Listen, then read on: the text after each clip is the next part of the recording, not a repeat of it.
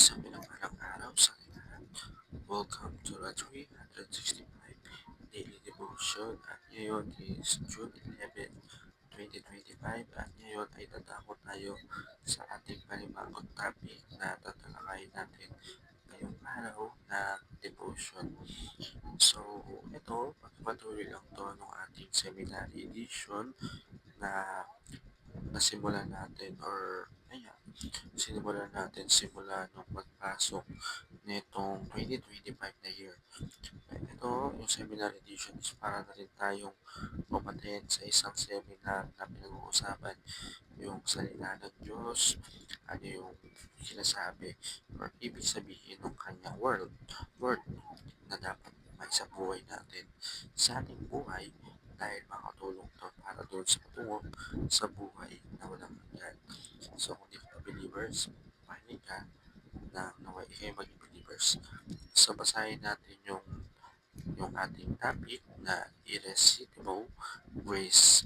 So, yung irresistible grace refers to God's sovereign work in salvation. When He calls someone effectively, He also regenerates their heart, making them truly, willingly, and able to respond in faith. While the term may sound like God is forcing people to believe, it actually meant He transformed the hearts so that a person really and joyfully chooses Christ. It's not about coercion, but about God's powerful and loving intervention that breaks down resistance and awakening dead heart. So pag sinabi pa natin irresistible grace, ito yung nag-refer sa yung pagiging sovereign ng ating Panginoon doon sa kaligtasan.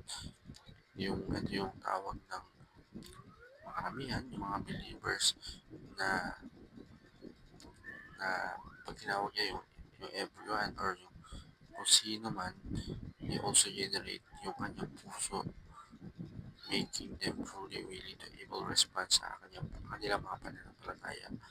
So, basahin naman natin John chapter 6 verse 37. All those the Father keeps me will come to me, and whoever comes to me, I will never drive away. So, palawakan natin ito gamit yung ating katuruan at application. So, number 1 sa ating katuruan, God's grace in salvation is irresistible. So, yung pananampalataya ng ating Panginoon sa ating kaligtasan ay napaka-irresistible. Kahit na yung tinatawag na siya ng mga tao na hindi believers, yung sobrang makasalanan, niligtas niya pa rin to, sinama niya pa rin to, hindi niya pinili yung kanyang maliligtas doon nga sa ating salvation. God's grace is not force or coercion. Hindi ito sa pilitan or coercion. Ito ay kusang binigay sa atin ng Panginoon kahit na sobrang makasalanan natin dahil tayo mahal ng Diyos at siya ang Diyos natin lahat. God grace lead to willing to surrender. Surrender mo yung lahat na meron ka dahil hindi mo madadalayan sa heaven. Maikli lang buhay natin. Pero pag sinurrender mo, naniwala ka sa Panginoon, may kapalit ka ng buhay na walang hanggan.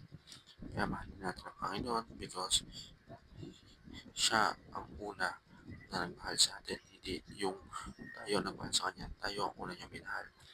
Kailangan makinig tayo sa Kanya. Sundin natin yung mga utos niya na merong willingness sa ating puso and mabuhay sana yung pananampalataya natin sa ating Panginoon. So, ayun na po, para sa araw to, no, may meron tayo natulong sa ating pananampalataya. God bless all.